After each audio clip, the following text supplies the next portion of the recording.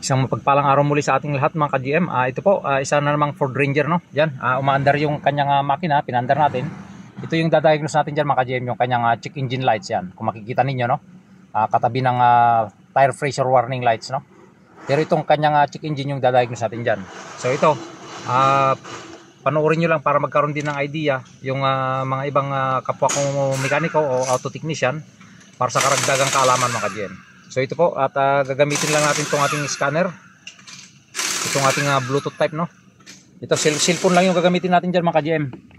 Kinabit natin sa ilalim yung ano natin. 'Yon yung ating Bluetooth scanner, no.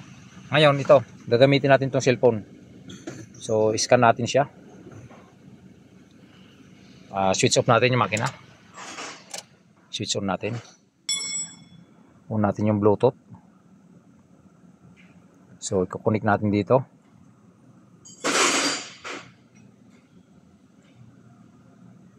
So, ayan, kung makikita niyo connected na yung ano natin, no? Yung ating scanner. So, i-diagnose po natin siya. Read DTC. Kasi pagka ito na yung ginagamit ko mga ka-GM, mas mabilis siya. So, ayan po, kung makikita niyo po yung DTC na lumabas, P0299. Yan, turbo boost engine underboost. Tapos P006A Ford Maps mass or volume airflow. So yan po yung ano niya, no? Tapos itong isa, no description, P1103. So ayan po, titignan po natin mga ka-GM ito. Ito yung sinasabi niya dyan, no? Yung map mass volume airflow. So tignan natin dyan. Baba muna tayo. Sigurado to, air leak yung problema nitong ganito kasi madalas sa sa mga Ford Ranger na ganito, no. Yan. So yan po, bali binuksan po natin yung engine compartment. Ito, so kung makikita nyo mga ka-GM, no, ito yung kanyang map sensor. Ito naman yung map sensor nya. So dito tayo sa manifold absolute pressure, dito sa kanyang intake manifold, no.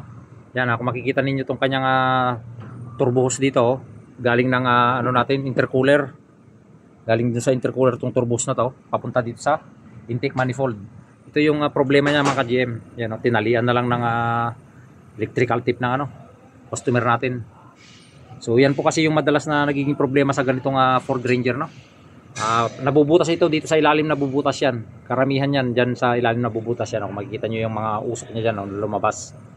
Kaya po yun yung lumabas na DTC natin sa kanyang map sensor, manifold absolute pressure. Kasi ito yung nasisense niya na mayroon siyang air leak o sobra yung hangin na pumapasok sa kanyang system, no, sa kanyang air fuel mixture. Hindi niya masukat kasi nga mayroon siyang air leak dito. Mayroon siyang butas o nawarak na yung hose niya rito. Warak na yan, sigurado yan. So ito lang po yung problema niyan mga ka-GM. So ito naman ka-GM, dumating na yung ating pinabili sa customer na intake manifold hose dito. Kasi ito pumutok na siya.